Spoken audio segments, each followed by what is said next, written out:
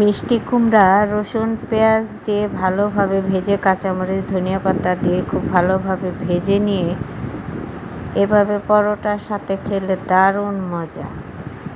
এটা এত মজা। আর মিষ্টি কুমড়াটা যদি হয় খুবই মিষ্টি তাহলে তো কথাই নেই।